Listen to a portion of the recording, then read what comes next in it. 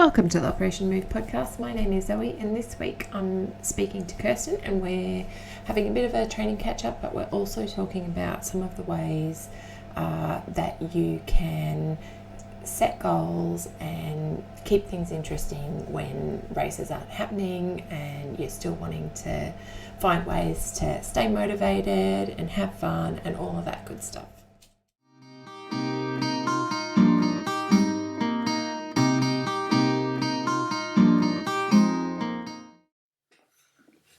How are you? I'm good. What's it like being minus all the children? It's wonderful. I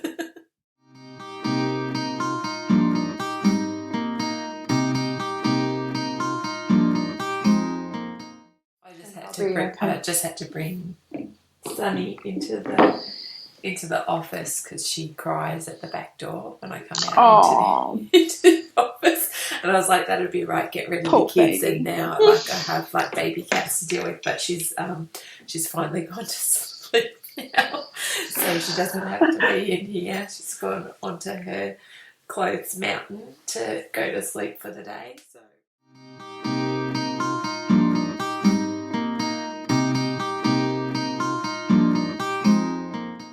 is that shoes?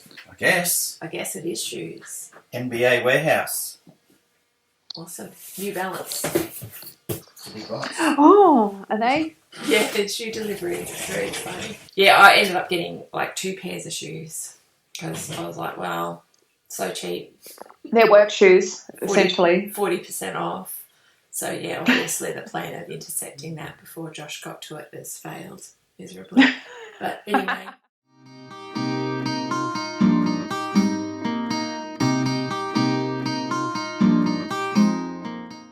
You were up to in your training and your Tennessee progress? Oh, yeah. Yeah. I did look yesterday. I think I'm nearly at 150 miles. So we're doing the, an introduction. We are doing the great virtual run across Tennessee that has a virtual run that's been organised by Lazarus Lake of Barclays Marathons fame. And it's a 1,000 kilometre run diagonally across the state of Tennessee, except that it's actually 1,021 kilometres, isn't it? Yes. The fine print, and apparently just because you didn't read it, that's no excuse. No. It's not the thing that I like about it, just in terms of because I'm just on there to check on my results so I can see where I'm at to. Currently I'm in Fayetteville, and I've done, that's an annoying number. I've done 399.5 kilometres. Oh, so you're going to have to fix that. I'm going running today. That's okay. Yeah, you got a 500-metre sprint, surely, to get the girls. The best thing about that is I am the only, I'm sure, there are loads of Zoes entered, but only one Zoe with a Y, so it's really easy to find my results on the search form. I don't have to remember my bib number or anything. That's very handy, very handy. You're basically winning the race against yourself there. I've done, what have I done? I think I've done 200 and, what did I send you a message this morning? 260 kilometres I've run or walked this month so far, and I've still got 3 to go. So 2 runs and a walk to go. So it's officially my biggest month ever, and hopefully that places me comfortably in front of the buzzard who is circling for people lying on the side of the road. It's really interesting. I was listening to Dave Proctor on a podcast, on the Dirt Church Radio podcast, yesterday morning while I was out for a walk, and he's doing it as well, and he's obviously finished. He's a Canadian guy who's a professional ultra runner, elite ultra runner, and he's finished it and then he's on his way back, and he essentially finished it in 10 days or something, but he he was talking about how great it is and the way that Laz has designed the race, in that there will be no winner, and there probably will be there'll be no loser either. There'll be no last person across the line, because he's created these avatars that are these computer generated characters that are designed to run. The fast one, the gingerbread man, he was set up to run, half a mile further than the fastest person. So there was never ever going to be the first person across the line, technically. So, and the buzzard is set up, in similar fashion, to move the minimum distance each day to cover the distance over the 123 days or whatever it is. So it was really interesting that he's designed in true to form, his kooky kind of ways.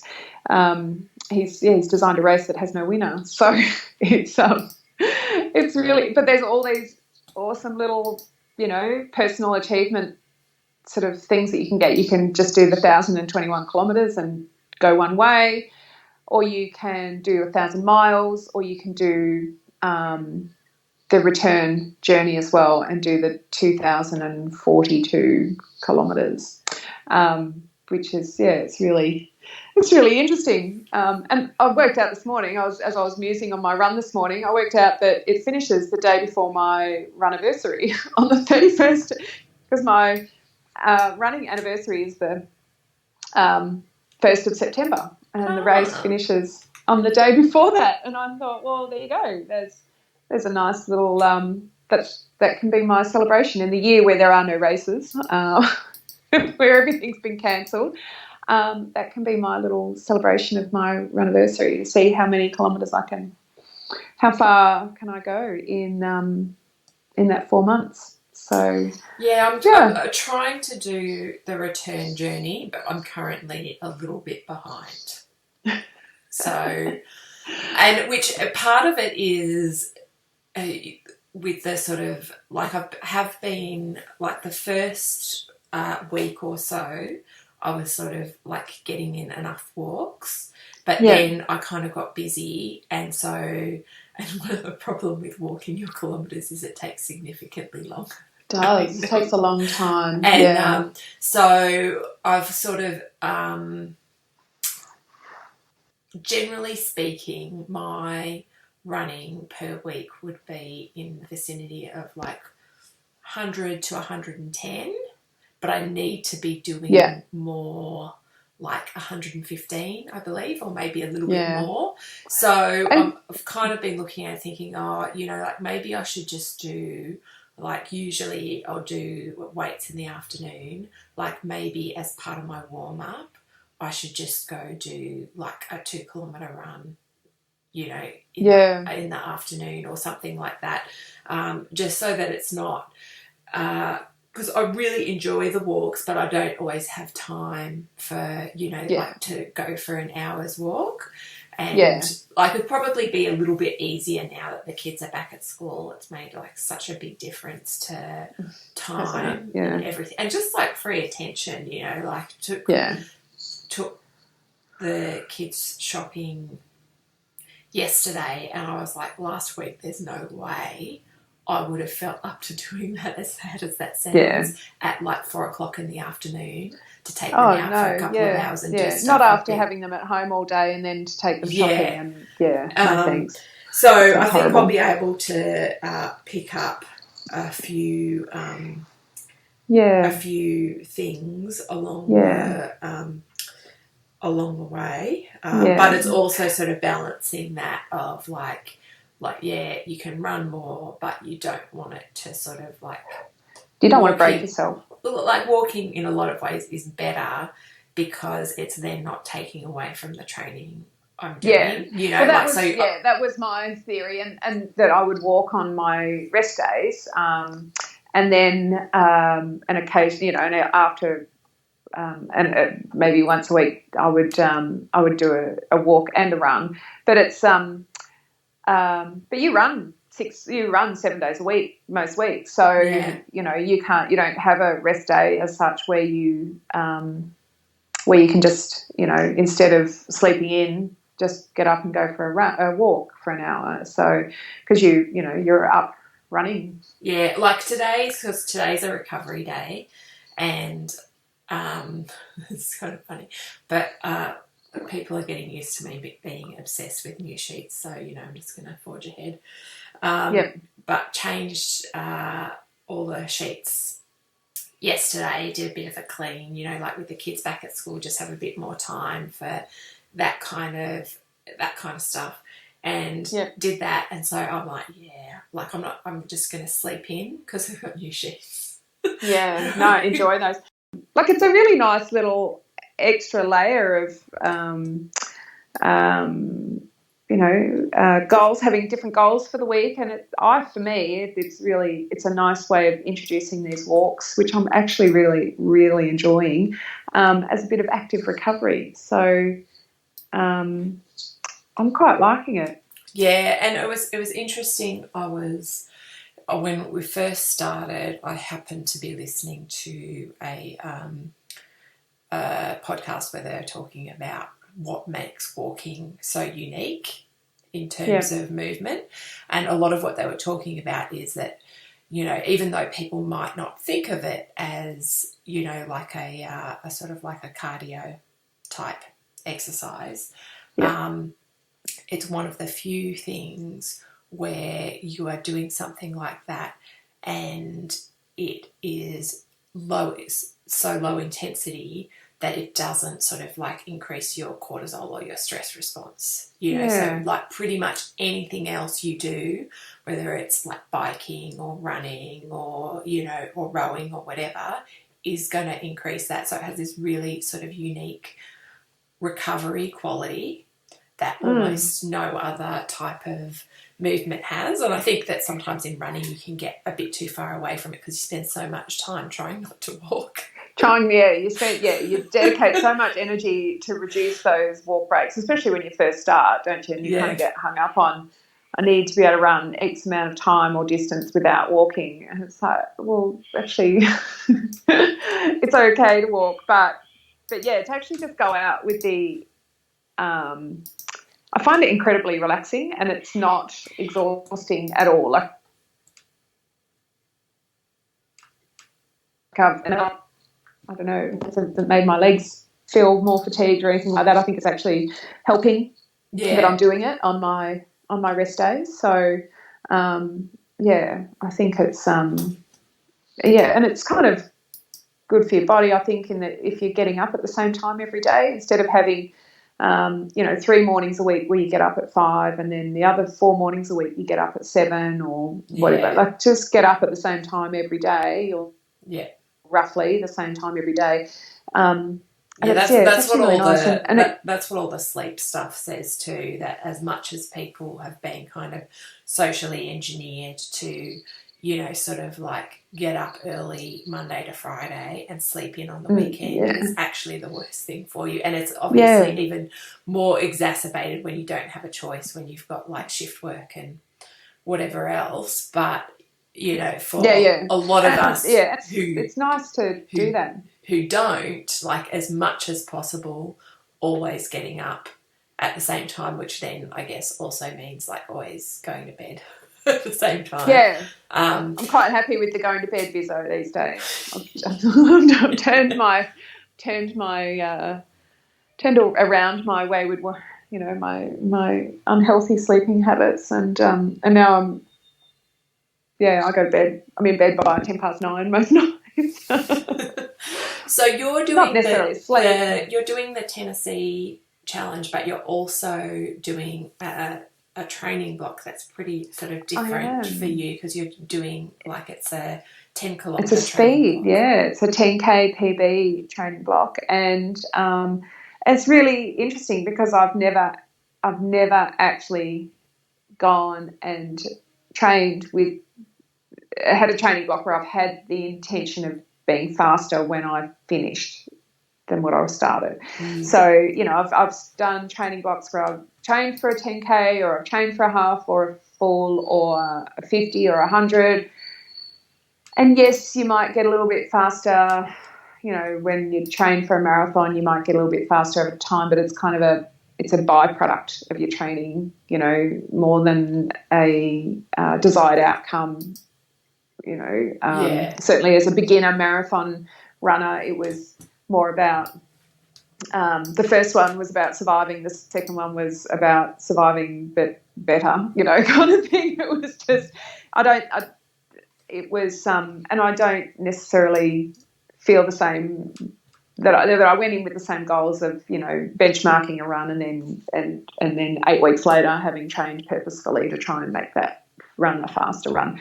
So that's what I'm doing this time. I've mapped out a reasonably flat route here in downtown Goulburn, and it's a point-to-point route, and I've benchmarked that about 6 weeks ago now, and I've got my 10K PB attempt on the 13th of June. So it's my coach has tagged it the 10K Corona Classic, the Goulburn Corona Classic. So, which essentially it is. So, so it's been really interesting actually, and it's some weeks are higher volume. Like this week will probably end up being closer to 60 kilometre week of running, which is a pretty big week for me. Mostly I sit around between 40 and 50 kilometres a week. But I've also, what's made it a little bit trickier is that I've gone from working 2 days a week to working, essentially 9 days a fortnight. So I'm virtually full time. So I've had to be moving, working my runs in around working in the middle of the day, no less, like business hours. So, which is as a long-term shift worker, this is a fairly unusual thing for me to have to deal with, and it appears that there seems to be less hours in the day when you start at 8:45 and finish at 5:15, especially in winter. So it's dark by the time I finish work, and not a huge fan of running after work, and even less so running after work in the dark in winter. So I've been getting up every morning at 5:20, 5 o'clock to go for my runs before work. So, but it's really good, and I feel like I've got a PB coming. As long as I get a good run on the day, I feel like I could. I'm being fairly ambitious. I'm going for a 54-minute 10K. Which is a 5:20 pace. What's your current PB? Well, my current PB is probably from Melbourne last year, which was 56, I think, 56 minutes. But my benchmark when I mapped out my route and ran it 6 weeks ago, it was a 59-minute run. But there's a few. It was a lot warmer. A lot warmer 6 weeks ago. It was after work. I worked and I did my run, and it was 20 degrees or something. So I'm expecting that when I do this run on the 13th, that it's going to be about 2 degrees, and that 18 degrees will make a big difference to my comfort levels while I'm trying to run fast. 10K. Yeah, like I did, because I at the moment have 10K benchmarks fairly regularly, which I actually think it's not something I've ever done before. And in fact, I used to have a running coach ages ago who used to set these 3 kilometre time trials, and ultimately it's one of the reasons why I parted ways.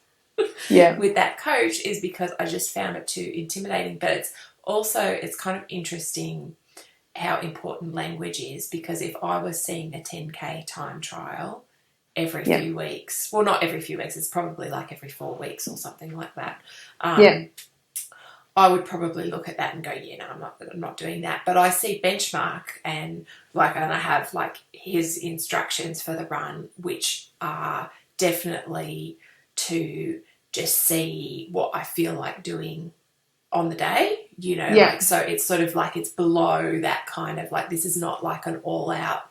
You're not racing 10K every 4 weeks. No, it's like, and so the first one that I did, I was sort of unsure of where I was at. So I just did it sort of like based on heart rate, and my threshold is probably in the 173 to 175-ish range. And obviously like that goes up as the run continues. So, it takes a while to get your heart rate up.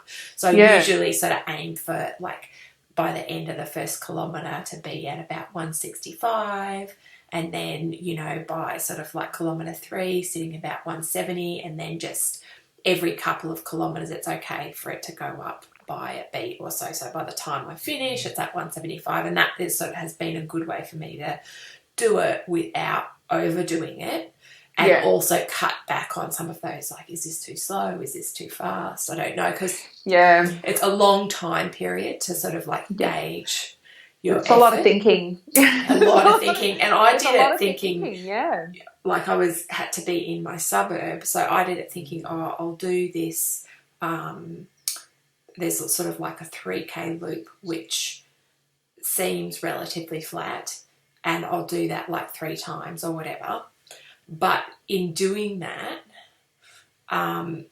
one is, I think that there's probably a few more hills in, like, just like not anything major, but just like sort of consistent up and down when you're doing that many loops. And just all of the turning and mentally doing 3 laps was just like a bit not fun. Whereas then it takes the joy out of it. Like a few weeks later, I did sort of like a 5K tempo, and I'm like, bugger this, I'm not going to be doing laps again. I'll warm up. Like, there's a route that I can do where most of the climbing would be in the first 3Ks, and then there's sort of like, I would say, like gentle hills for the middle bit. So I was like, so I'll just do the warm up for that really hilly bit, and then it'll be undulating for the tempo, and that'll be good. And that was actually so much more enjoyable. In a straight line. And then you get to go, it's even been interesting because you get so used to going like, yep, this is a climbing bit, so just be conservative here, and this is a downhill, so I can really sort of push the pace. And after this week, having done like a few flat runs in Ballina, I'm like, this is not as fun as I thought it was going to be, because you get so used to being able to have those downhills as like a break. And so like they're lovely. Nice. And so it was not quite what I expected it to be. And I do remember that from when I used to do a lot more local running, that I would get into like races like the Gold Coast where it's so flat, and it would be really intimidating because there's no down point. Yeah, and it's hard on your hips, it's hard on your legs. I think when you're running at the same, that same elevation the whole time, if you haven't got any variation. And it's kind of nice to change your posture a little bit as you're going up a hill and as you're coming down, and sort of let it go a little bit. If you're in if you're on a nice sort of gentle downhill slope, nothing too steep, you can sort of, you can let go a little bit and have a little bit of fun and enjoy it, and think, oh, well, this isn't, I'm not going to pay too dearly for this in the next 10 minutes. But like it gives a little bit of interest, a little bit of variation, doesn't it? But it's nice to have had that break from it, and you can appreciate those flat bits for, they're good when you're trying to do time trials and things. Like I've got intervals and whatnot. I think I've got 10K benchmark on Saturday, so I am planning to go down to Ballina early and like probably just run like a like point to point style situation. And that way it'll just sort of be fun to sort of try, particularly if you go early enough that there's not sort of like loads of people or cars or or and you get whatever. to see the sunrise and Yeah, and it's kind of, it'll be an easier place to sort of have a benchmark, because now that it is getting dark, I am on some runs like having to go down there just because I can like run with street lights for the first hour before the sun comes up. So you know, it's makes a big difference, doesn't it? Yeah, it does. So what have you been like? What are the types of workouts that you've been doing for your 10K that you wouldn't normally do? There have been some fun ones. I've been doing lots of 400s, lots of 400 repeats. And that so at the beginning there might be 6 or 8, and then so we started at 6 and then built up to 8 and then to 10, and then the last one I had 12 400s to do. So essentially an equal recovery. It takes me, at the pace that I run, it's about a 2-minute 400 meters, and then I have a 2-minute recovery. So I initially I walk that recovery, and then I jog. So I walk for a minute, and then I start running after at the end of that minute. And sometimes towards the end of the workout, I'm walking a lot more than I'm running that recovery. But that's the way it goes. So I've been doing 400s. I've been doing some 1K repeats. I've been doing some tempo runs. So I think I started out around a 15-minute tempo run. Or did I? No, I had 2 10-minute tempo runs, I think, and then joined them together for a 20-minute tempo. And then last weekend it was a 25-minute tempo. This weekend I've got mile repeats. So I've got 5-mile repeats, which is essentially an 8K. That's 8 kilometres of intervals. So I've figured out that there's definitely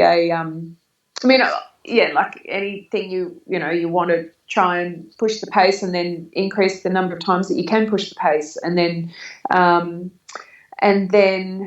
to your race pace, and then you try and piece that together. And there's all sorts of different ways that you can do it. So sometimes there's 400-metre intervals, sometimes there's 1 kilometre intervals, sometimes there's 1.6K intervals.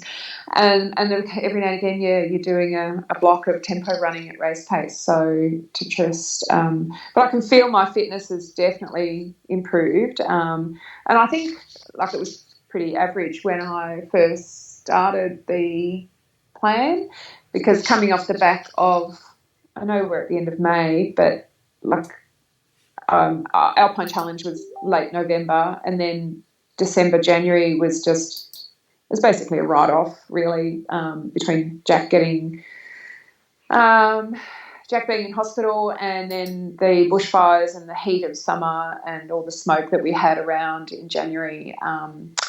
It was just holding pattern for those 2 months. So come back into February and March, and it was just trying to find my feet again after that recovery period. I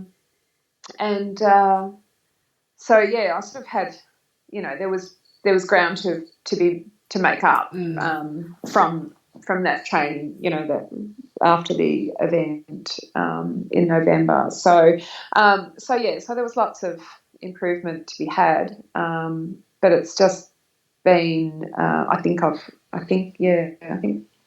responded really well to the plan, and I can feel that it's all coming together. So it's there hasn't been very many of the mile repeats. I think I had 3 last time, and this will only be my second workout of mile repeats. But there was predominantly 400s, 1Ks, and then lots of easy running. And I'm still doing a long run. So last week my long run was, and this week both 2 hours. So both 18-kilometre runs. So I guess the idea is as well that I'll be making myself, you get comfortable running further than you need to for your I think your race day. I think it makes a big difference. I remember I just kept all of my long runs when I was trying to do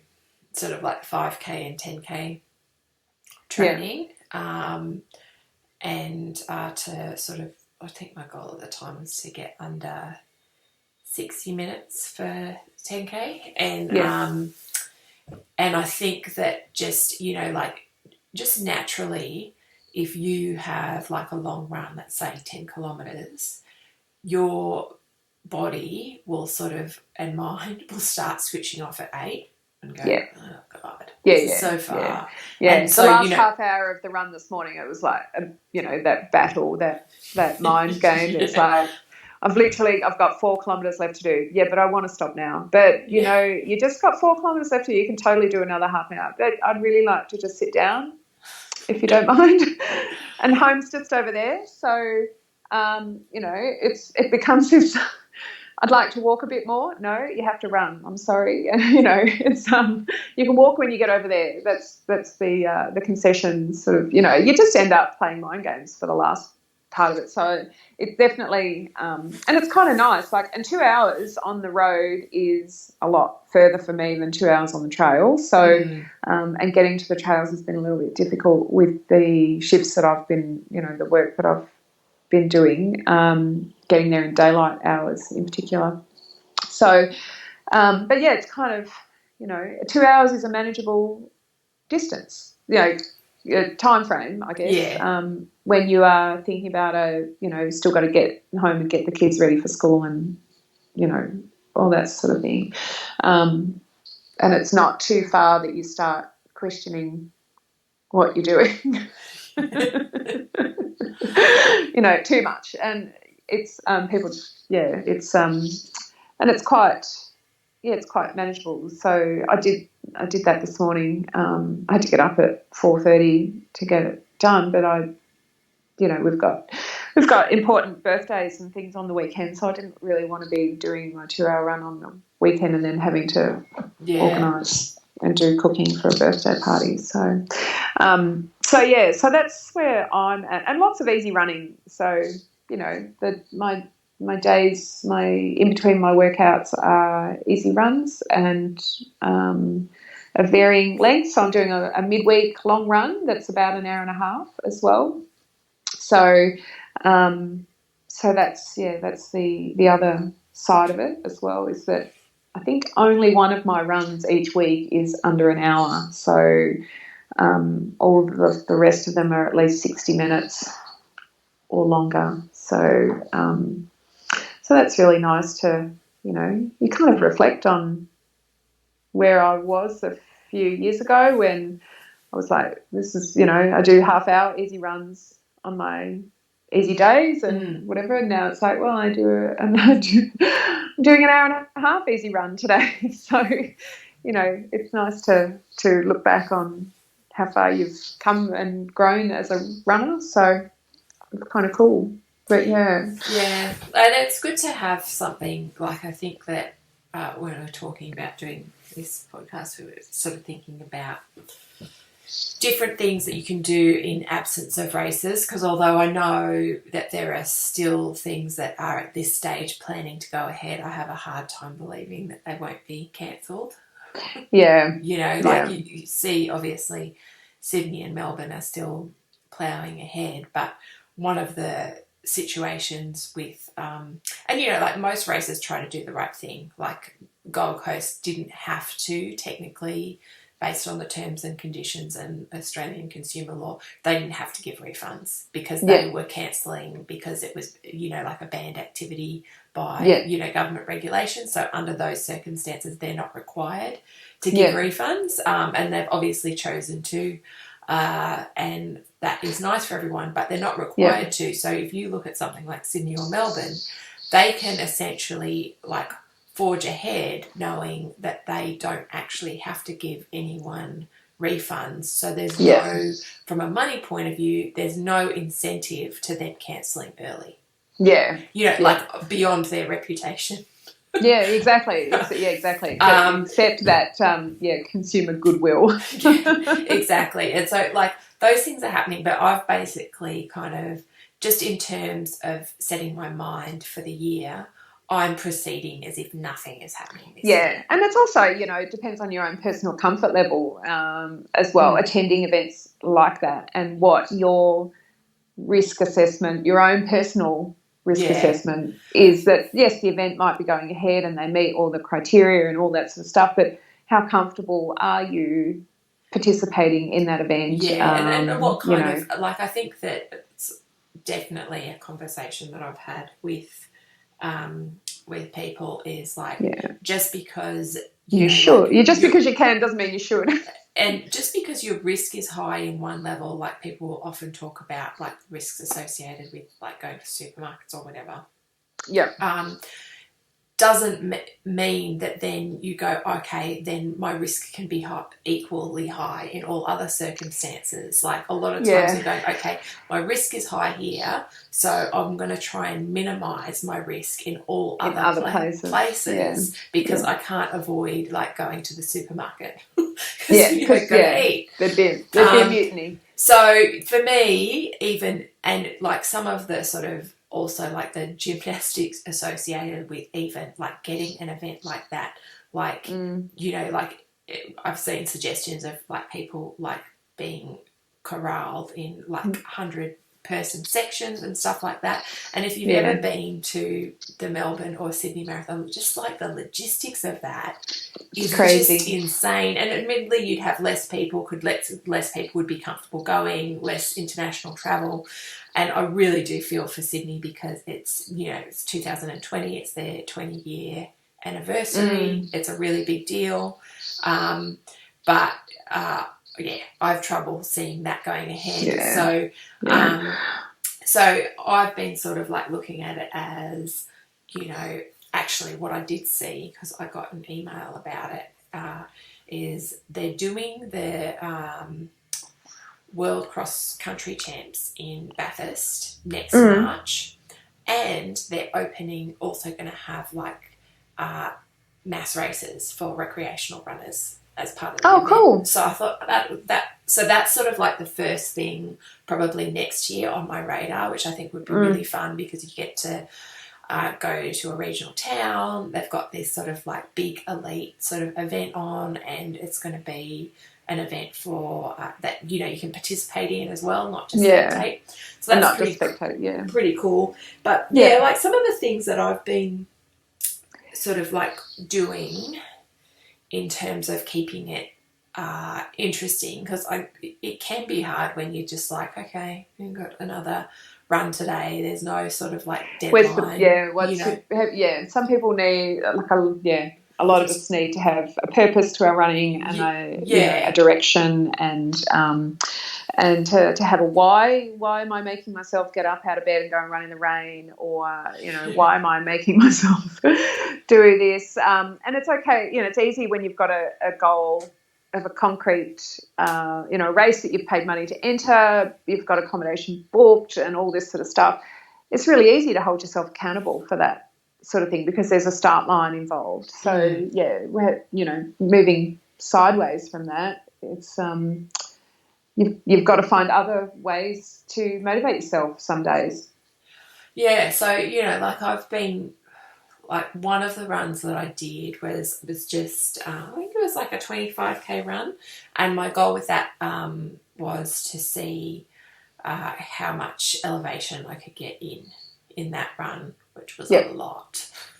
Well, for me it was a lot. So it was ended up being about 600 metres, which is pretty good for being on the road. And so sometimes sort of like creating those focuses can help because they're sort of like little mini achievements along the way. And I know like what I've also done is where I am, there's a decent amount of segments because there are plenty of cyclists on Strava, but you can also create your own segments. So I've done that. Like there's a road locally where there's this climb that goes for probably about think it's sort of like about 2 kilometres or something like that. And so I created a segment for that. So every time I do it, I can see, and they're quite cool in that they pull in past efforts too. So if there's something that you regularly do, then it's gonna pull in like past things as well. I mean, runs. Like sometimes on like the biggest, probably the biggest climb locally is it's probably about it's about 3 kilometres, and it's probably about, I would say, I think it's probably maybe like about 160 metres of climbing in that 3K. And it's quite nice because like the beginning is, you know, relatively steep, and then the middle is kind of, you know, is more sort of undulating, and then there's a big climb to finish. And so I find like having that change within the run makes it a lot easier mentally, because like in the first bit you're like, you've got plenty of energy, you're like, right, get up this bit, and then we'll get to this bit where it'll sort of flatten out for a bit, down. And then it'll go up for a bit, then it'll go down for a bit, and you know, all of that sort of stuff. And then at the end it's just like, just get to the top of this freaking hill. But when I look at it, because like I've run it so many times, and like I look at the like my actual PB on there, which was, I think, might have been, if it wasn't at the end of last year, I would have definitely sort of like been close to equaling last year. And so the other day I did it, and I think it was in I have a feeling it took me like maybe 22 minutes, something like that.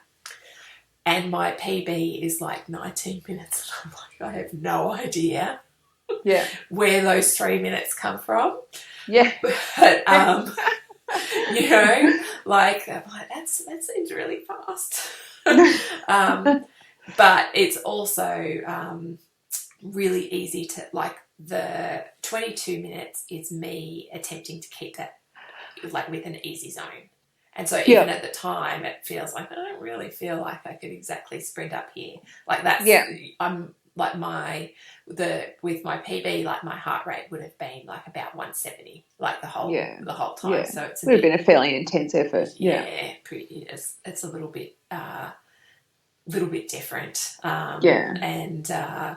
So having those things I think can help, and like obviously having the overall distance goal with something like the Tennessee challenge, I think can also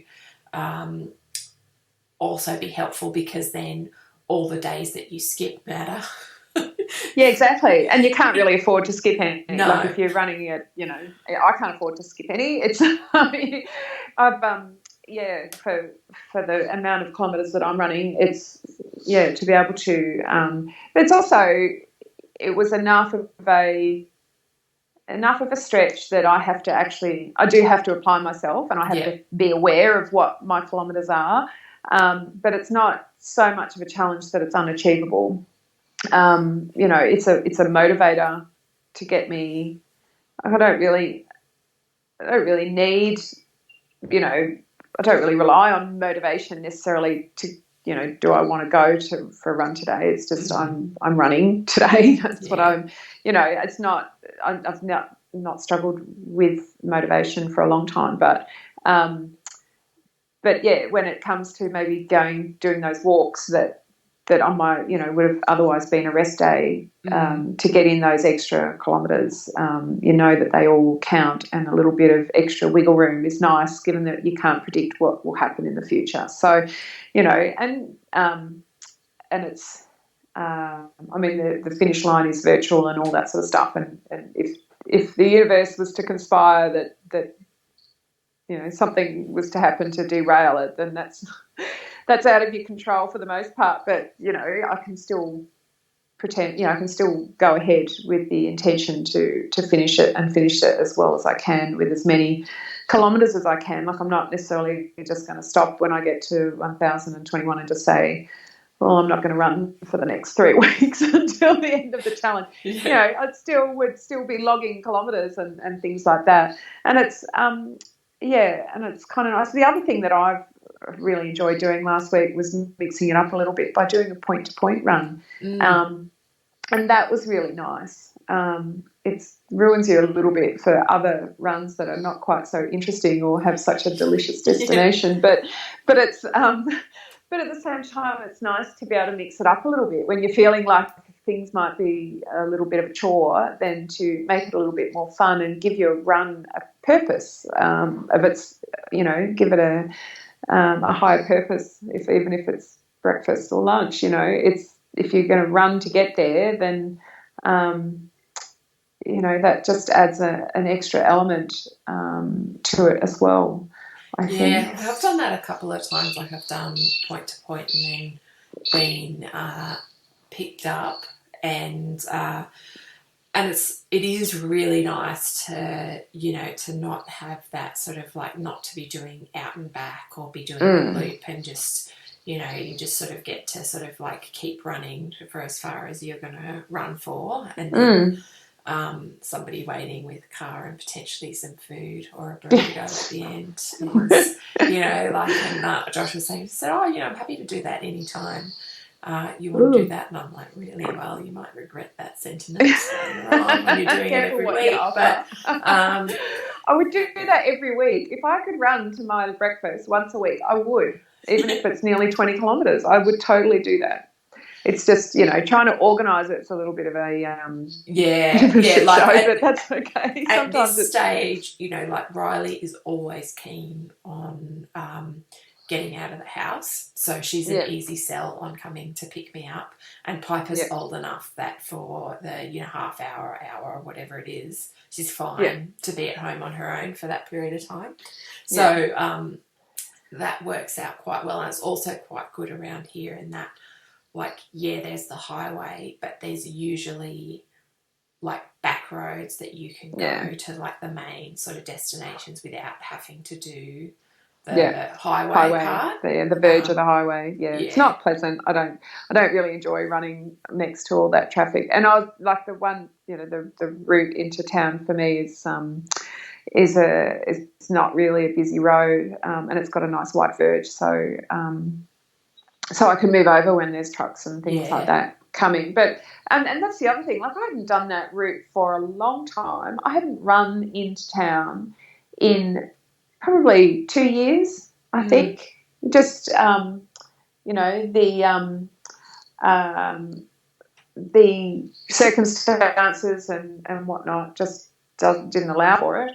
And so, you know, running up the hill to get into town, and I got to the top and I was like, hang on a minute, I didn't have to stop and walk, you know, to be able to turn around and go, that felt pretty awesome. And I kept reminding myself to run, you know, to run slower, to keep it easy, because I was, you know, doing an easy run, not a sprint up a hill. So, you know, it was pretty awesome. So I had a little celebration on the other side as I was coming down the hill, that I sort of let it go a little bit, and you know, it was really lovely to feel that improvement, and I really need to create a Strava segment, because that was that would have been nice to see the concrete, you know, the concrete proof of improvement, not just, wow, that felt amazing. I'll take, wow, that felt amazing. I'll take that to the bank. But it'd be nice to see the, you know, oh, well, it took me 25 minutes to do that, you know, 2 years ago, and now I did it in 19 minutes or whatever. Like, who knows? I don't know exactly how long it took me, but a lot of it is based on how, like, the feeling too, you know, like, even though like when I did that hill the other day, and I think it was like a couple of minutes quicker than when I'd done it the month before, and really felt like I was quite possibly dying on the way up. Yeah. I was like, oh my God, this Yeah. is so hard.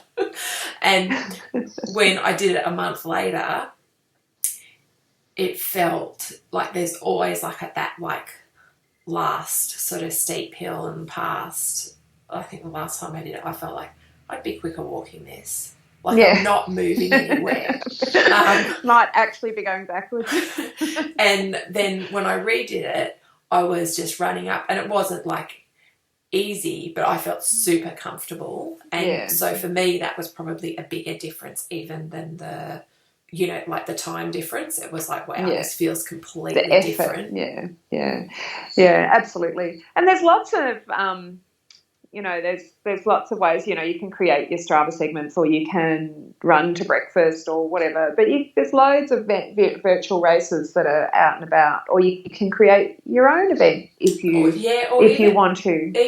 Even I saw one of the marathon runners in the US, I saw this morning, she did a like a mile time trial. She was going for a PB, and given that she has significantly more resources than most of us normal sort of punters, I believe that they live streamed it so people could watch it, and her husband paced her.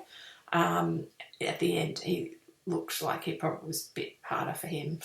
But she could have done 3 more. But so things like you know, whether it's you know, doing like 400 meters or like a fastest kilometer, like you can really, I think the benefit of it not being a race is you can really pick like perfect conditions, you know. You can go like, exactly, I feel good, like this is going to be a good day to run.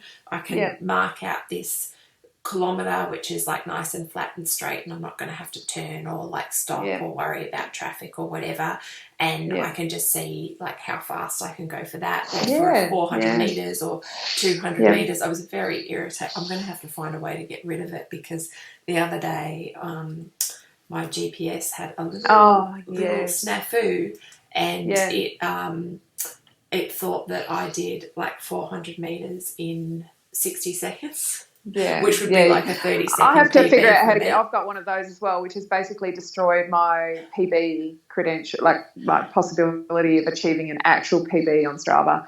Yeah, because it had me doing 2.5 minute kilometres or something. Yeah, I think maybe I can like either crop the run, or maybe if I set it to like race private or something. I don't know. I'll have to. I'll check in with them about what I need to do with that, because I notice it's one of the benefits of running in an area that you know really well. Like I know with this particular run that I cross the first time I've got to cross a road, it's at 850 metres into the run. Yeah. I've run it so many times, I know that. And I got there and it thought I had done a kilometre, and it also thought I was running at 5-minute pace. Which I was not. And I was like, okay, it's gone off the boil. And at the time I was like, I won't have to worry about that because I'm still like in my warm-up. So it's not going to actually affect anything. I don't have to sort of worry about it too much. But then after the fact, like, you can see, you've got like on the map where it's gone, like completely. And it's kind of funny because it happened again. It didn't affect the timing at all, but on a run that I did where it was, you can see that it's been kind of like looking for the GPS, and it's gone like out and back in like a straight line, and it's just like, okay, like technical difficulties. So I think it does help if you are doing like a time trial of any kind to know where the physical start and end of it is before you do it, so that if there are any GPS malfunctions, it doesn't matter because you know where you're going, and you can kind of like look at it on a map, like either with like the Strava routes or Map My Run, to go, okay, I start here and finish here, and then it can be just based on the time, and then it's not all sort of like confusing if your GPS decides to just like have a little heart attack. Have a moment. Like mine did. So they can be fun things to do because like normally in training you don't necessarily want to do those sort of like things like, yeah, you could, but then it's probably going to cook you for the rest of the week. But at the moment it can be cooked for the rest of the week. It's fine. It doesn't really matter. And that's the beauty of it. Like this, with the looking at the year of, instead of the year of no races, it's the year of training. This is the opportunity that you've got to do some training. Is there something that you've always wanted to work on? I've always meant to go back and improve my 5K time or my 10K time, or, I've always meant to, but there's always, oh, hang on, I want to sign up for that race, and, I'm going to do this trail event, and I need to be running trails, not time trials on roads. Like that's, this is a great opportunity, I think, to take that thing that you've always wanted to work on and work on it. And then, I don't know what I'm going to do after this finishes in 2 weeks' time, but it'll also be kind of interesting to see how it translates into like the longer distances as well, because, you find, like I've found, like with coaching people, like some people get massive bumps from like working on those shorter distances and some people don't, and it's like, okay, well, like that was cool, but it hasn't really sort of like impacted on anything else, so I might as well kind of like work on the specific things rather than the things that might improve it, but you don't know until you actually explore that. So, like when I did last year, I think I did this whole lower volume, higher intensity cycle where it was probably like more like about like my longest, maybe it was before that. Anyway, it was a while ago, can't remember. But my longest run was 13 kilometres through that. And I was probably running like 5 days a week. So it was probably in the sort of like 50 kilometre a week. Yeah. I think it was a couple of years ago, actually. Must have been. And I think I was doing it in lead up to the Pan Packs because it was like there was going to be all of these like miles, the shorter runs, and like 800s and that kind of thing, and like it was good and it was very challenging, but it didn't really seem to benefit me as much as the higher volume stuff. And so it's kind of like, oh well, but I wouldn't have known that unless I'd actually done it. You know? So it's you kind of just got to experiment, and it's a good time to experiment. Yeah, it is. It absolutely is. And one of the, it gives you the time as well to work on those higher goals as well. Is there a race that you want to do? Is there a race that you need to qualify for? Is there, if I want to go back and do 2 bays again, I need to be able to run a faster half marathon than what I'm currently capable of running. Do I want to try and qualify for 6 foot track? Getting an entry might be a different story, but actually getting a qualification for 6 foot track or something like that, is that something that I want to work on? Well, then I need to improve my marathon time so that I can qualify.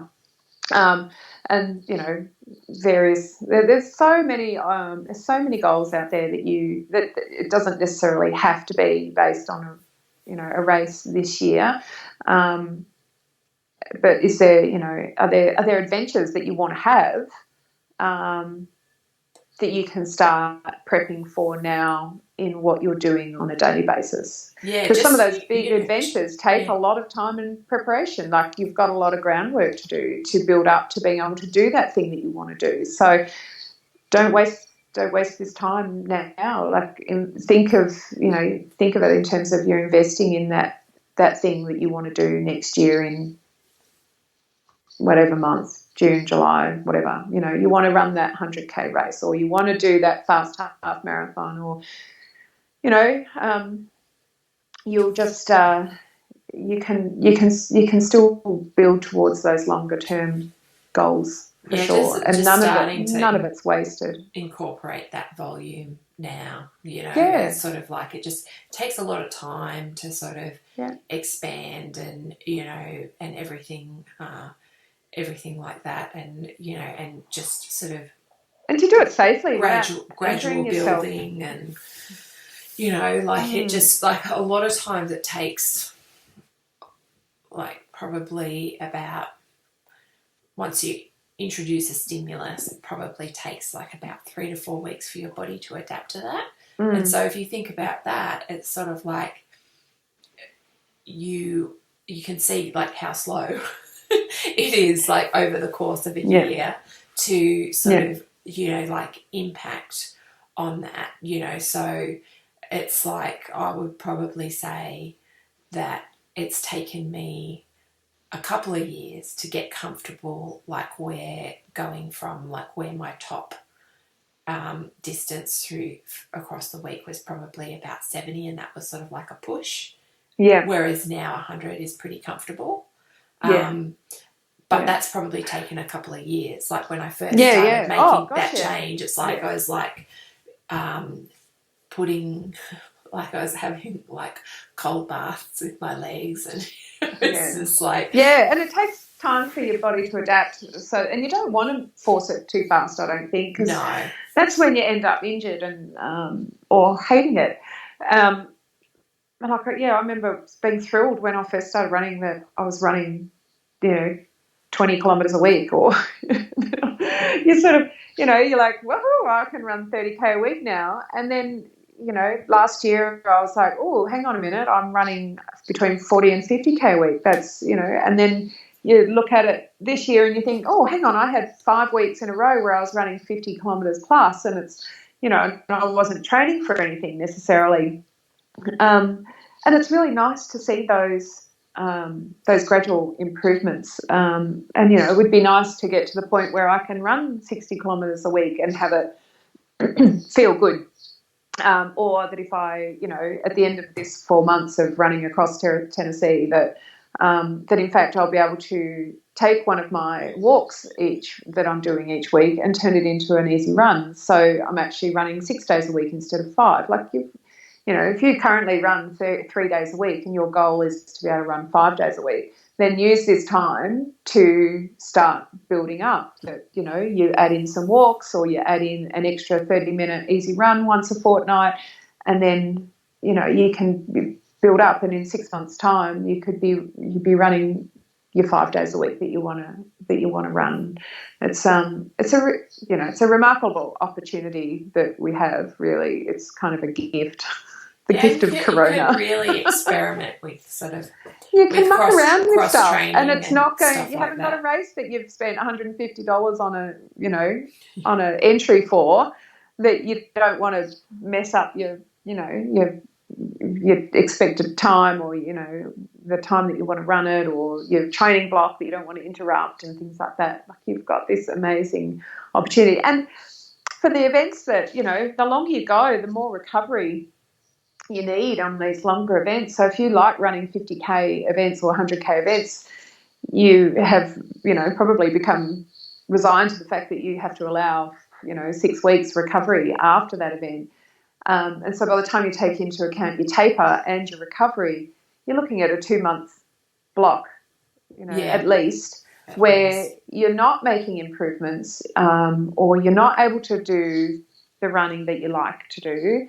Certainly those first sort of month to 6 weeks after a 100K event, for me, it's just not dying every time you go to the front door. It's like, I know this, I'm only doing this because I know it's going to feel better soon. It's going to feel better soon. And you tell yourself that week after week, it will feel better soon, and then one day you turn around and you go, oh, well, it feels better now. That's awesome. I can go back to doing the thing I like to do, which is running.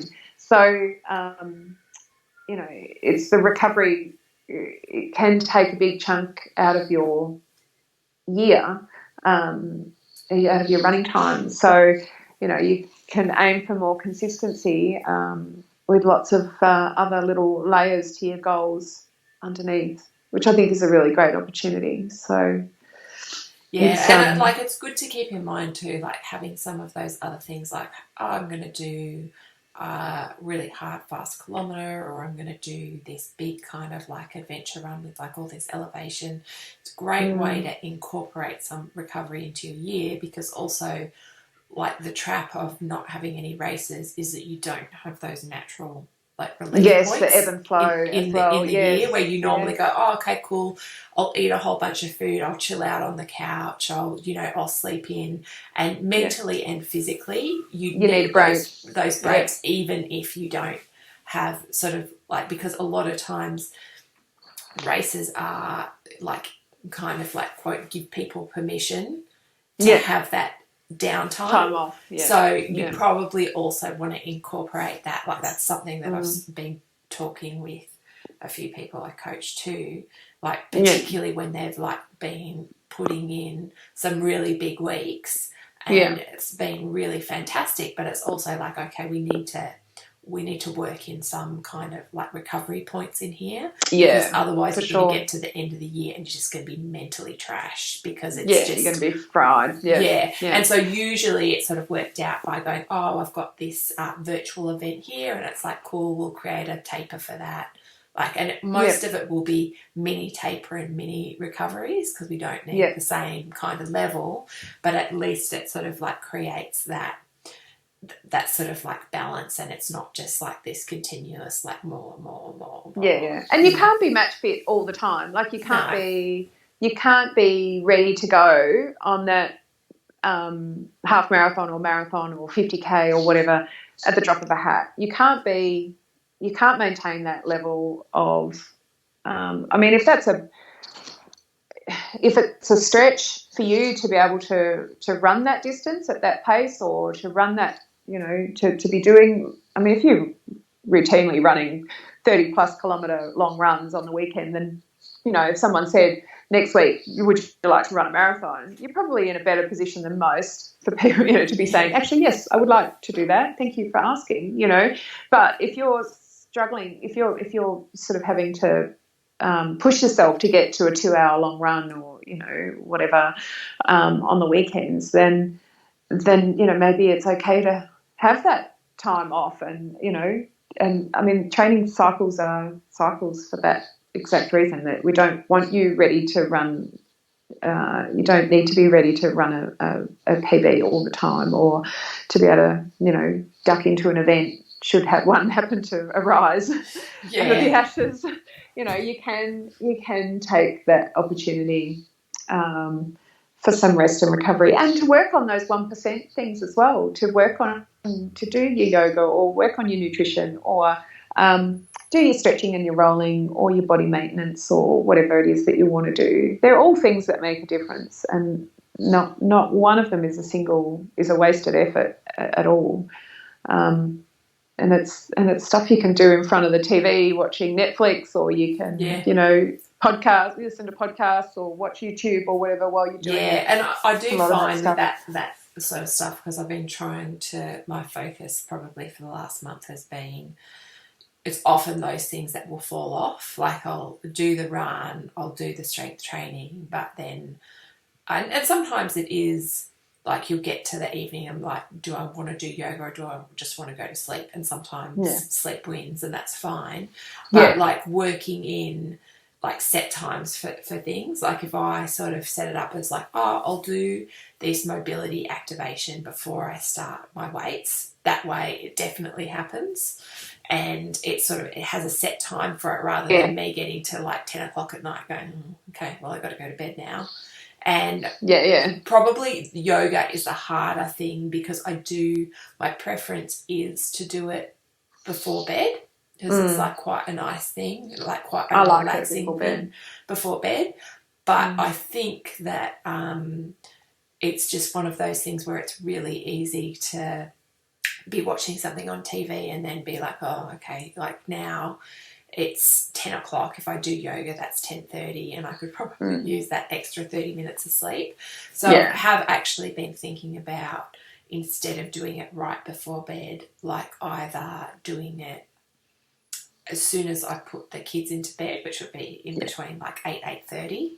Yeah, doing it then. That's a nice time to do it. Actually, it's kind of nice. That's when I would do it while the kids are just watching a bit of TV before they go to bed or something, you know, or they're talking or whatever. I can be in my bedroom, so literally just on the other side of the wall, and I don't care if it's noisy. It doesn't have to be perfect, you know. I'll just put a YouTube video on and do it, or I make my own stuff up as I go. I usually put on so that they don't have to listen to whatever I'm doing. Like I will usually just put on my have the wireless headphones so I can listen to the prompts, but it's not and it has sort of like backing music as well, and so that's nice.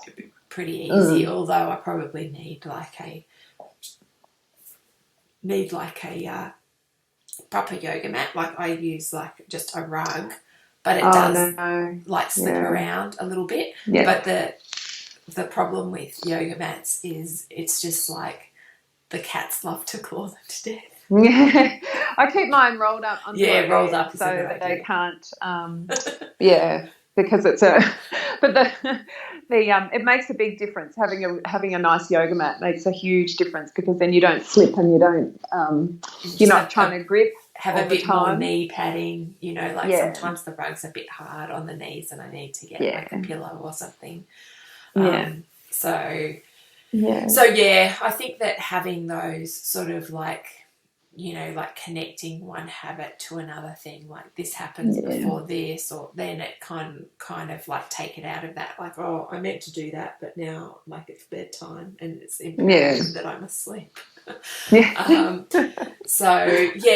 things like that I think can be really good. And like I think that I'm only just getting, like I have wanted to focus on nutrition, but I'm only just getting to the point now where I have the headspace for it. It's a really hard thing to work on at the moment, I think. You know, it's it does take up a lot of headspace, and I think, you know, it's now this isolation time, maybe things that, you know, as things change again over the next few weeks, it's probably be a little bit easier. But, you know, in the trauma of it all, of everything changing and life being cancelled, you know, it's a traumatic thing that we've all been through. That you know, focusing on playing Tetris with your macros is not necessarily a healthy place for your brain to be. And sometimes it is just. And everyone else is eating sourdough, and nobody's making me any sourdough crumpets. So. Banana bread and carrot cake and whatnot. There's definitely a place for a bit of comfort eating. I think so. I think always, but, you know. Not always. There's a time and a place. I'm still waiting for my homemade cinnamon scroll delivery. So, you know, I'm just waiting. I refuse to make them myself, so I just have to wait for somebody to take pity on me and drop some off on my front door. I did make them, but it was a big effort. I made them at Christmas, and then I'd feel obliged to eat them until they were gone. It's a curse. And, there's no good choices that lead from me. And also, actually, a lot of times it's just a scale thing. It's like if I could just make one. I know. Or I just want one. Then I would be very happy. But like you make them, and now I've got, you know, like 12. And they go stale so fast. You have to eat them. Yeah, you do. Yeah. So I think that you've like it is to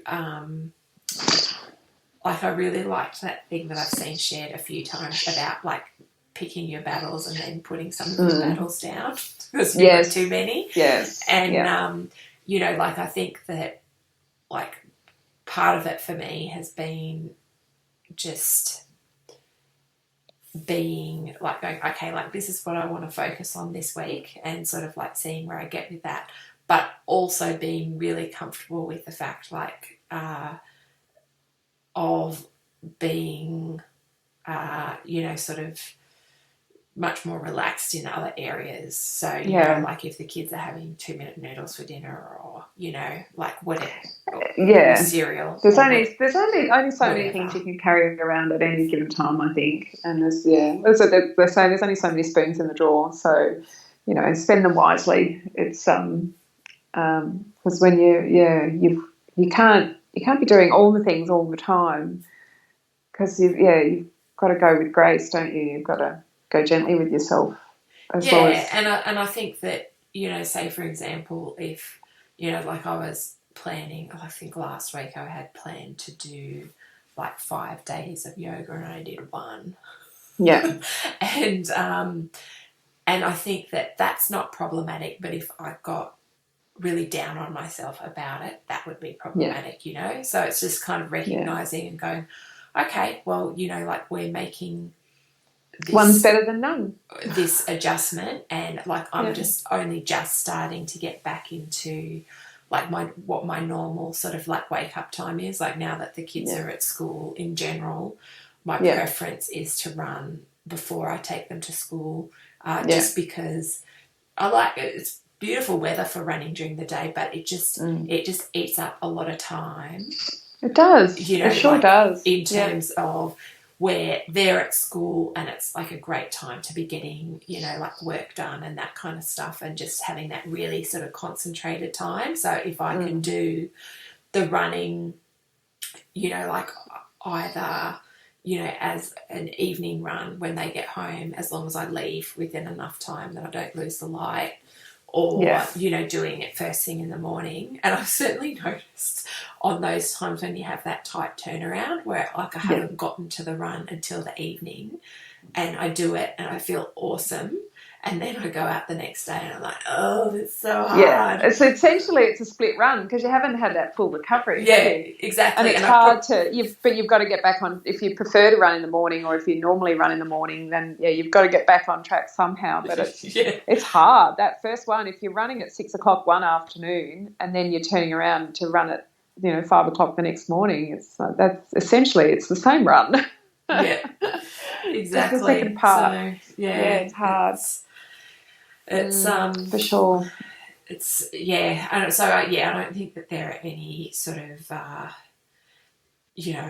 right or wrongs with how people are sort of like dealing with the time, because you can only, and I've been really lucky in that, like I can't imagine how much more stressful it was for like parents of either only children where their kids like only source of entertainment. Yes. Oh my or God. like situations where people are under sort of like job stresses. Like I've had the stress of having to do work with the kids at home, but not that real sort of financial stress that comes from losing a job or or whatever else. But I think it's also really easy to underestimate like just how challenging as an introvert it is to be like never alone, other than when I'm running for weeks, for months. For weeks. It's like, and I think that there's a very big difference to kind of like being alone when you're sort of like out running, or after my run the other week I went out to breakfast on my own, or that kind of stuff, as opposed to actually like being in your house on your own. Like it's just you don't have that real kind of like nice sort of like quiet time when your alone time is all sort of like errands or eating. Running. Yeah. It's a lovely, it is alone time, but it's also, but it's not enough. No. I don't think, there's a pressure to be back. There's a pressure to be on, when you get back and all this sort of stuff. And just having some, having the space to get done what you need to get done in the time that it takes, without trying to rush it or force it or whatever. It's just I've certainly missed it, and it's you sort of it's not you do what you have to do when you have your kids at home. That's fine. But it's at the same time there's nothing wrong with rejoicing in the fact that they're back where they should be now. Even if it's just for one day, But to have those days where you can get stuff done, you can do the things without juggling too much. Or, like sit down to have a coffee without somebody asking you to cut watermelon. The constant my God. requests for food. It's like they've got an alarm on them.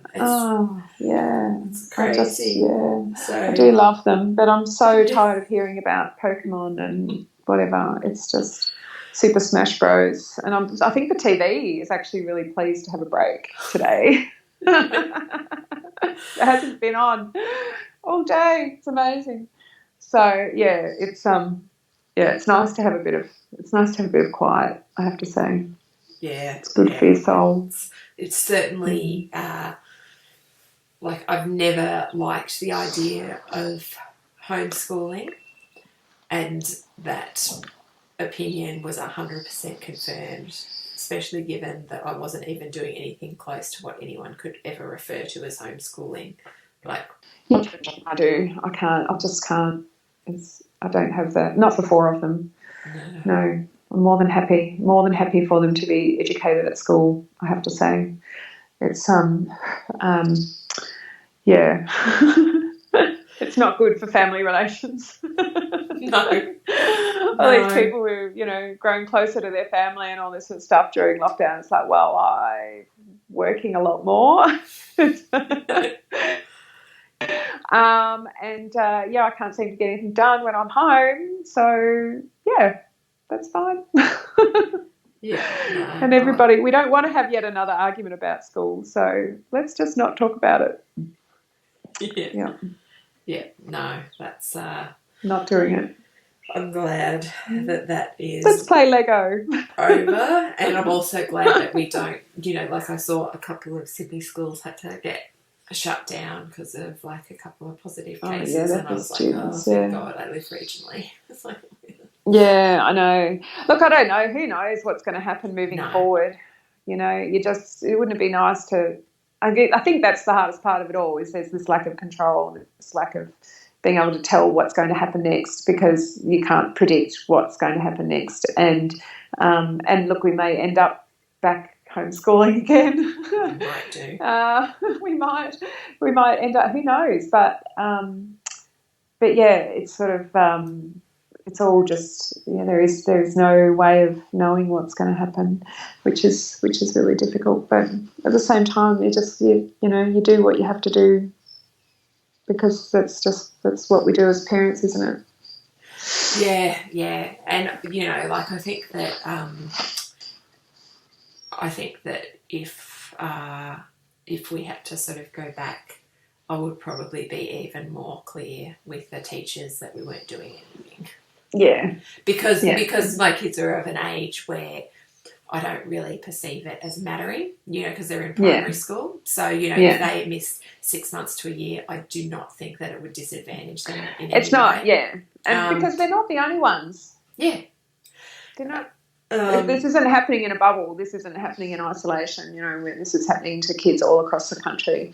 And no one's 2020. Doesn't matter what year you're in at school, no one's year is as it should be. So everybody's being affected by this. So it's nothing, it shouldn't be causing all this extra stress for parents and kids. Yeah. And there's already this trauma response going on, stress response going on to all these things that are happening that are out of our control. Yeah. So it's... and they're just having to kind of think about things that they haven't thought about before. Riley had a presentation yesterday, and it was all about foods that we'd made at home. So she wanted to take in an example of foods for their kids to try. So I was there, getting back from my 16K run madly, making potato chips in the oven before she went to school. And I was like, so much of a metaphor for motherhood. I don't know what's going on. And I had to get her gloves and some paper towels, so she could give it out to them without the sort of touching, contamination happening. And they're just having to sort of wrap their heads around things that they haven't had to before. Like Riley was saying to me, she's like, I don't know how I feel about going back to school when I'm not allowed to hug anyone. I was like, it won't be forever. It's hard. It's hard as a grown-up going anywhere and not being able to hug people. So the kids I know are really struggling. Yeah. But kindergarten kids cannot understand that they can't hug their friends. I don't think that those separation protocols are happening at school. No. I think that it's like a good thing to, it's good to aim for it, but I don't think it's happening because kids can't. No, and it's a lot to expect the teachers to police. I mean, the teachers are already busy enough, aren't they? So I'm sure it's crazy. Feel like they need like a second or third brain at this point to deal with everything. So they need some perspex dividers in the classroom. Just pop the children in there. I'm sure that will work. I can't see anything wrong with that. No. I'll just introduce them at home as well. I would like one for the car sometimes, like how they have that cab. Yes, in divider, the taxi. But just like in the back seat and just, because like sometimes it's just like it's too much touching. It's too much. Too much. There's too much. She's annoying me. He's touching me. She's got more room than me. Yeah, I'm feeling a little bit triggered right now. It was so funny. Last week, I guess because they've spent so much time together, and Riley said, "I don't get that thing about siblings," and I'm like, "What do you mean that thing about siblings?"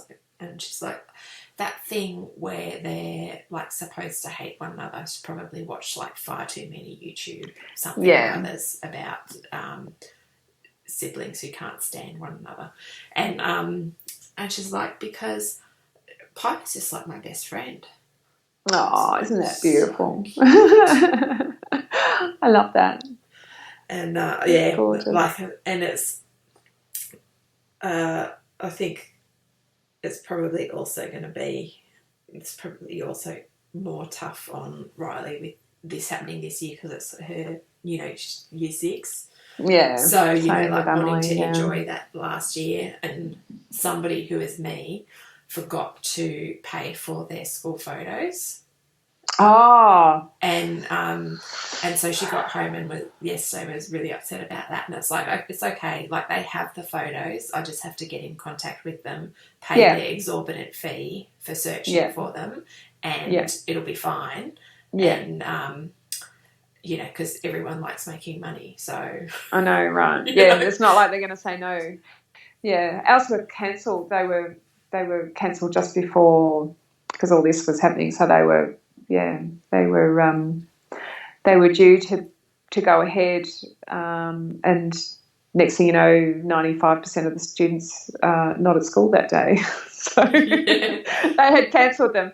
Luckily, so but no, we haven't had, and the Year 6 camp and all the fun Year 6 stuff that they get to do and run the assemblies and things like that, and they're not getting to do any of that sort of stuff. But it's I think it has its own challenges for every year. Can you imagine being in Year 12 this year and trying to deal with all that stress and all the inconsistencies that are going on at the moment, and then I look at Heidi, and she's in kindergarten, and she had 6 weeks of school, and then she got 9 weeks at home.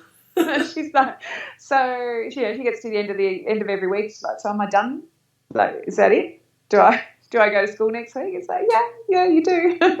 She's got no idea what school looks like normally, because this year has not, there certainly hasn't been a normal year for her. But it's a rough intro.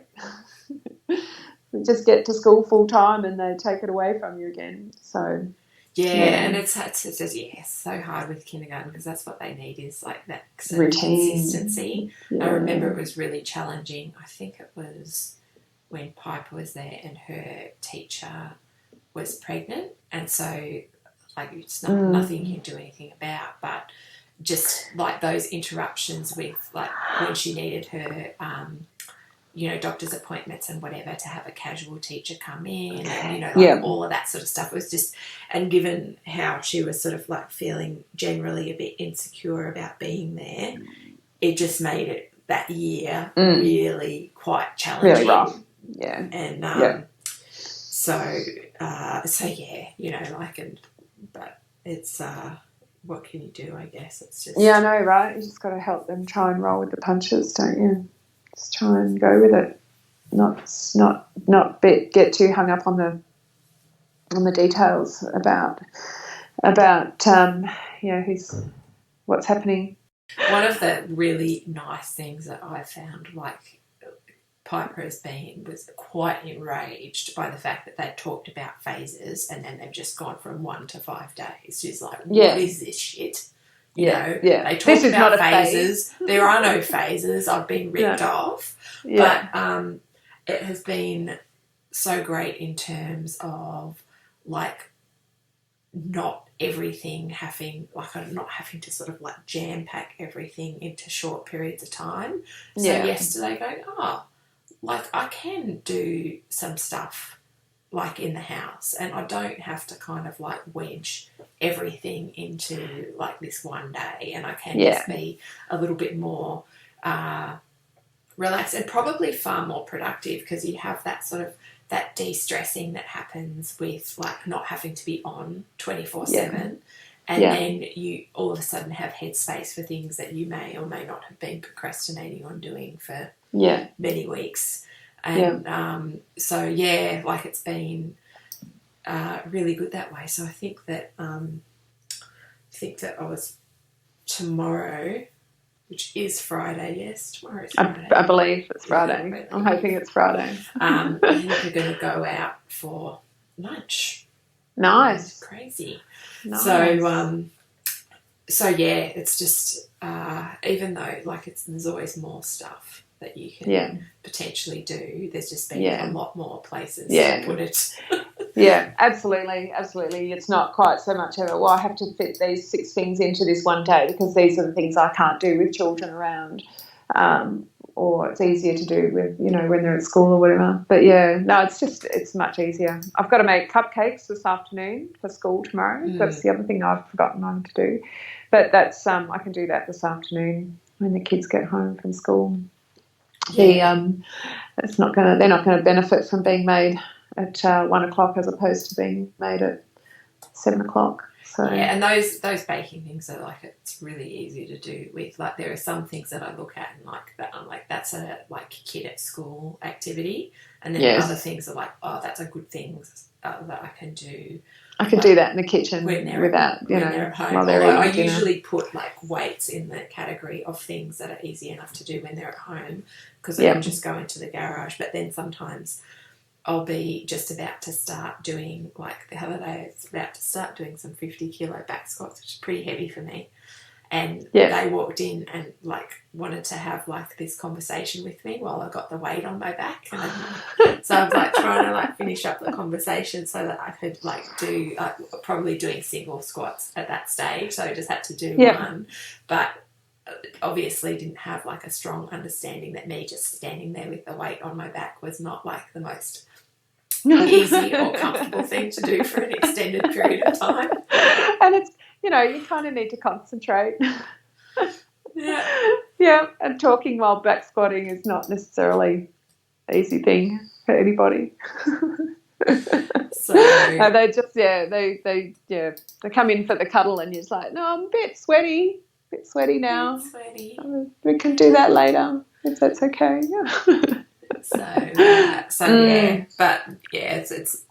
It is nice though that Josh is still like working from home, because it means that like I take them in the morning and he picks them up in the afternoon. Frees up a bit of so I don't actually like, so if I'm going for a later run, I don't actually have to be back at home for that, or you know, or whatever. And then he's the only one who has to, it's like goes to the school to pick them up, and it's like this whole social distancing is ridiculous because they leave school like in a horde. Yes, I know. You know, just like pouring out the front gate, and it's like But it definitely makes a difference to like not being totally like stuck within that sort of like 9 to 3 sort of thing that you get when you're doing both of the Pickups, yeah. Pickups or drop-offs. Drop-offs and pickups, yeah, for sure. Because I'm sure that 6 hours is actually not 6 hours. It's like 4 hours in actual, in reality. It's 4 hours of productive time, and the other 2 hours are just, they're like, it's gone. It's like dust in the wind. Yeah, I think that he has got an appreciation for, like yesterday he said to me, it's like this working from home, like the day just goes so fast. And I'm like, yes, yes, it does. And it's significantly shorter. Yep. So, absolutely. So, yeah, I think these shoes that have arrived, if I'm correct, I haven't managed to get the box open yet, are the 2 New Balance ones. So I'll get to try them out now for my nice. run. Well, you have to go for a run, yeah. Next run. I've got that's just the way it works.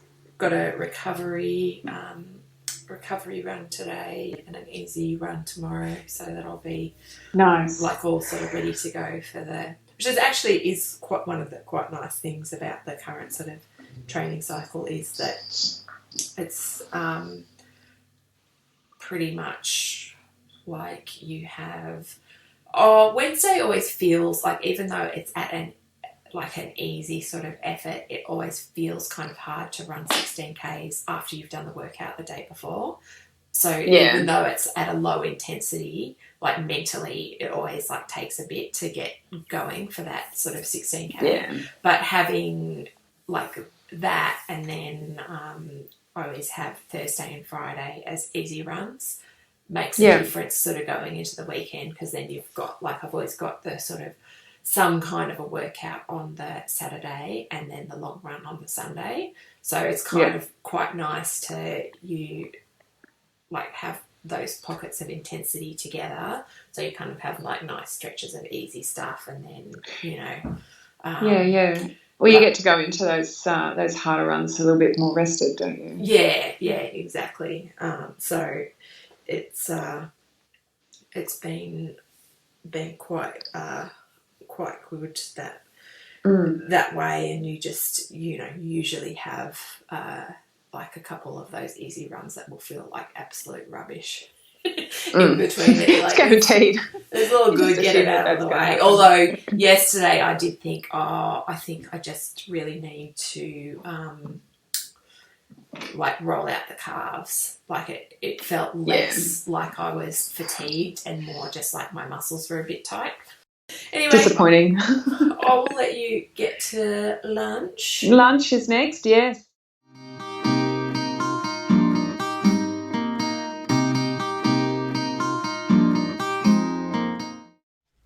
An hour and a half, got to be some kind of new record.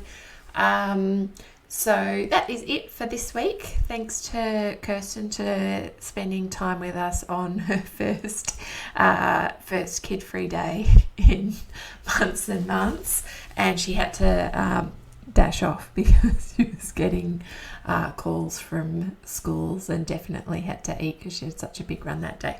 So we'll catch up with her again soon.